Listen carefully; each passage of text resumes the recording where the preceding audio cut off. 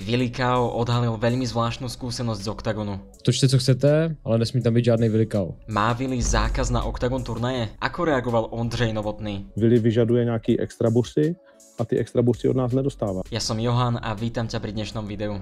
Nebudeme si klamať, Willy Kao má rozhodne najväčší YouTube kanál s tematikou MMA a bojových športov v Česku a na Slovensku. Ak teda nerátame kanál Oktagonu, ale aj ten nie vždy generuje také čísla ako práve Willy. Aj vďaka tomu, že sa dlhodobo pohybuje v prostredí bojových športov, dokázal rýchlo nabrať veľkú sledovanosť. K tomu samozrejme treba pripočítať obrovskú dávku makania. Napríklad bol schopný pár hodín po Oktagon turnajoch vydávať súhrnné videá o všetkých zápasoch a k tomu pripočítajte nespočetne veľa rozhovorov so zápasníkmi či podcastov. Ešte donedávna mal dokonca na turnajoch Oktagonu exkluzívny prístup na miesta, kde sa bežný človek ani novinár nedostane. Napríklad do šatní. Odtiaľ prinášal rôzne rozhovory, vlogy a ďalšie zaujímavé videá. Takýto prístup nad rámec bežného novinára majú väčšinou, podľa toho čo som si všímal a odsledoval, vyslovene mediálni partneri alebo nejakí veľkí sponzori Oktagonu. Niektoré Willyho videá zo zákulisia boli dokonca priamo robené pre Oktagon alebo teda nahrávané na kanál Oktagonu.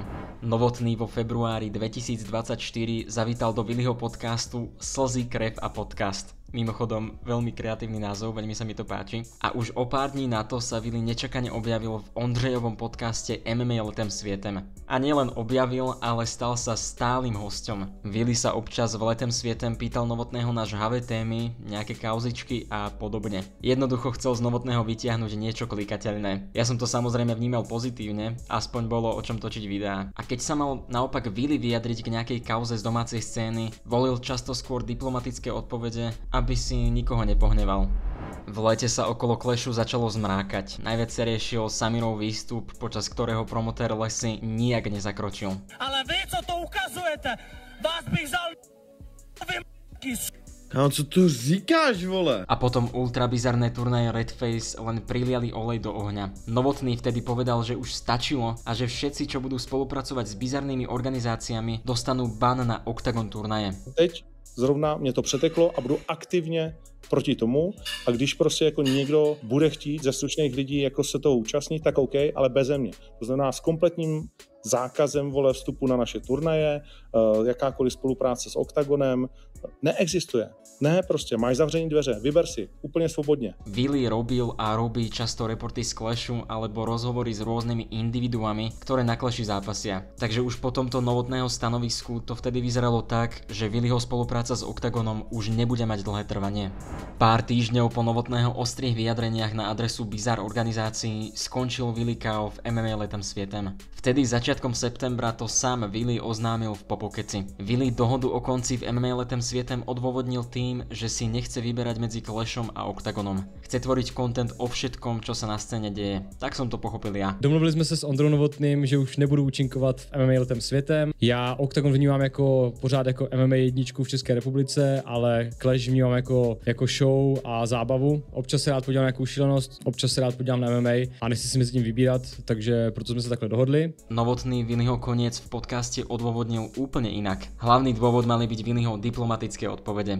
To, čo som už spomínal, že sa nevyjadroval na rovinu k veciam, ktoré sa diali na domácej scéne a naopak Ondreja tlačil do clickbaitových odpovedí. Většinu důvodů si nechám pro sebe, ale ten hlavní pro mě je, že mě to musí jako vybavit. A když jsme se bavili o zahraničí, tak mě to bavili. Jakmile jsme přicházeli k lidem, který oba dva známe, tak mě to přestalo bavit, protože Willy má dneska biznis postavený na tom, že je s každým za dobře a některé věci prostě jakoby říkat nechce, nebo když se ho já zeptám, tak nechce říct svůj názor. Když se ptá on mě, tak mě trápí, abych řekl svůj názor, což já jsem s ním v pohodě, ale musí to být oboustranné. O pár dní sa v Brne konal Oktagon 61. Willy sa ho nezúčastnil. Fanúšikovia preto začali špekulovať, či Willy náhodou nedostal ban na Oktagon turnaje. Dávalo by to zmysel, keďže spolupracoval s Clashom a Novotný sa rázne vyjadril, že kto spolupracuje s Bizárom, má na Oktagon turnaje zákaz. Nikdy ale neupresnil, čo znamená vlastne spolupracovať s Bizárom, aspoň teda pre širokú verejnosť to nebolo vysvetlené. Napríklad také MMA Shorties prístup na turnaje má a pritom o Clashi píšu veľa článkov. Žiadny ban pre Willyho sa ale nekonal.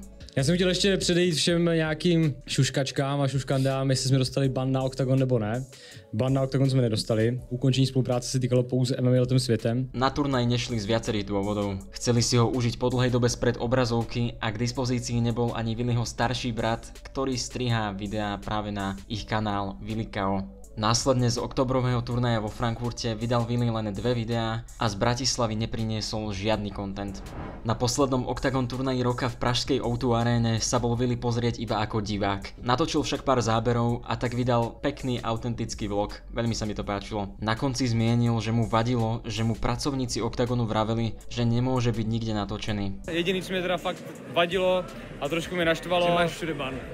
Že prostě tady ti řeknou lidi, jo, nesmíš nikde být natočený, jakoby... Má teda Vili naozaj ban? Po pokeci, ktorý vyšiel minulý týždeň, túto problematiku Vili viac rozobral. Už na turnajoch v Nemecku ho niekam v rámci turnaja nepustili. To si však vysvetlili a neberie to nejak osobne. Na Octagone 65 však došlo k zvláštnej situácii. Vili tam bol ako host a, ak som to správne pochopil, bol tam ako host za Jim Beam, ale to nie je podstatné. Práve Jim Beam mal na Octagone natáčať video na YouTube. Produkčná alebo niekto z Octagonu vtedy prišiel za chalanmi z Jim Beamu.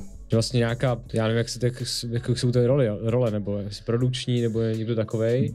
Šel za mýma klukama z Jim Beamu, za kolegama, jsou to moji svěřenci, kteří ke mně chodí na tréninky a říkají, kdo z vás teď bude točit za ten Jim Beam, jako ten content. No a Kuba říká, že on by to měl dělat asi, nebo že my to budeme točit jako náš tým. A ta ženská mu řekla, jako OK, točte, co chcete, ale nesmí tam byť žiadnej Vilikao. Ako som spomínal, Novotný hovoril, že kto sa spojuje s Clashom, respektíve bizarnými organizáciami, má na Octagone zákaz. Avšak video, ktoré točil Jim Beam na Octagone, moderoval Jakub Angel, hlavná tvár ďalšieho Clash turnaja. Jakože ten oficiální statement je, že prostě se nemůžeš spojovat s člověkem, kdo se spojuje s Clashem, nebo kdo točí na Clashi. OK, tak dobrý. Já jsem to pochopil, přijmul jsem to, prostě chci tvořit kdekoliv, to už jsme řešili. Ale jak je možný, že vlastně to video místo mě moderuje Kuba Angel? Což je můj svěřenec a vlastně hlavní představitel teďka Clashe 11. Vili bol v tom, že zákaz v rámci Octagonu znamená iba to, že sa nemôže objavovať priamo na kanále Octagonu. Predtým vychádzali aj priamo pod hlavičkou Octagonu videá, ktoré moderoval Vili. Vili ho hlavne zaujíma, prečo vlastne nemôže už točiť na Octagone. Prečo tam nemôže byť natočený na žiadnej kamere. Pretože ako správne podotýka, Clash asi nebude ten dôvod, keďže Angel mohol moderovať videá točené na Octagone. Nechcem rýpať, ale podľa mňa tam sú aj osobné dôvody. Ale celkovo mi to príde úplne absurdné. Jasné, veď Octagon môže zakázať točiť na ich turnajoch komu chce a kedy chce, ale mohli by to aspoň tomu danému človeku transparentne povedať a vysvetliť. Ale na druhou stranu, jakože to je čistě jeho právo. On může říct, já ti tady nechci, to je můj podcast a to je v pohodě a to beru. A stejně tak může říct, já ti tady nechci, to je moje organizace. Takže já to jakože on to právo jako má. Já jsem to akceptoval, přijal jsem to, řekl se to, ale teďka jako důvod byl ten Clash, jak je možný, že jiní lidi, že si už to je fakt nějak víc osobní, protože my nevystupujeme veřejně proti Octagonu. Poďme sa teraz pozrieť na Ondrovú reakciu. Novotný v piatok povedal v MMA letem svietem, že Viliho vyjadrenie nepočul. Preto je potrebné jeho slova brať s rezervou. Tak či tak prezradil nové informácie. Ale dokud to neuvidím, tak se k tomu nebudu vyjadřovat, protože pak zase to bude zase velká kauza kvôli hovnu. Áno, ako nejde o ultra dôležitú vec, ani to nevnímam ako kauzu, ale príde mi to ako zaujímavá téma, takže pre mňa to hovno nie je. Novotný nakoniec ale niečo málo povedal. Začal tým, že s Jim Beamom naozaj mali dohodu, že tam natočia nejaké video. To všetci samozrejme už vieme, video je už aj na kanále Jim Beamu. Ale byla dohoda určitě, že Jim Beam jakožto náš partner chtěl dělat prostě jako některé věci a my samozřejmě na našem turnaji jsme říkali, hele, jako dělejte si prostě některé věci, ale s lidma, kteří jsou spojený vlastně jakoby s Clashem a s věcma, který my nechceme propagovat. Ty věci prosím na našem turnaji prostě jako nedělejte. Podľa Novotného Vili dáva Clash a Octagon na jednu úroveň a propaguje veci, proti ktorým Octagon vystupuje. Vili prostě jako staví to na stejnou úroveň a propaguje věci, proti kterými my jako z podstaty vlastně jako vystupujeme. Tak prostě jako nechceme, aby prostě to stavil na stejnou úroveň a byl toho tváří jakože na našich eventech. A to je celý. Ondřej hovorí, že Vili nemá žiadny ban, ale nemôže ísť do zákulisia. Vili napriek tomu v zákulisí na Octagone 65 bol. Jinak Vili žádný ban nemá, samozřejmě nemůže jako jít do zákulisí. Vím, že tam byl, bez toho aniž by tam mohl jít, což je prostě jako disrespekt zase jako prostě k tomu, když někdo něco jakoby řekne na tvý akci, takže to je asi taky dobrý zmínit. Vilikao prišiel o prístup do zákulisia a do šatní, ale stále môže prísť na Octagon ako normálny novinár. Willy může normálně jít na OKTAGON jako normální novinář a mít tam normální jako přístup jako normální novinář. Willy vyžaduje nějaký extra bursy a ty extra bursy od nás nedostává a to je celý. Kalašník sa našťastie dostal aj k tomu najdôležitejšiemu a spomenul to, čo práve mne ani Willymu nejde do hlavy.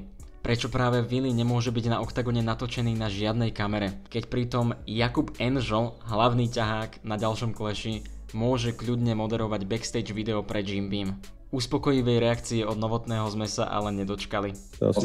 Nejvíc zlobil, že vlastně ten Jim Beam natáčel tu propagaci s tím, co bude, ježišmarja, jak se jmenuje ten kulturista, co bude hlavní postavou kleše právě, ten... S Angelem. S Angelem, ano, že Angel tam mohl být a on ne a nějak tak. No. Každý ať se zlobí na něco, to je úplně v pohodě.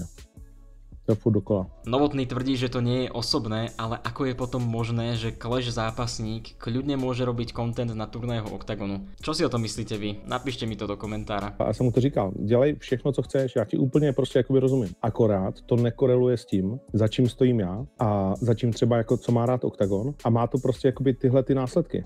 A není to osobní. To je na dnes všetko, ak sa ti video páčilo, zanechaj like, odber alebo komentár a vidíme sa alebo počujeme sa na budúce. Zatiaľ sa majte a čaute.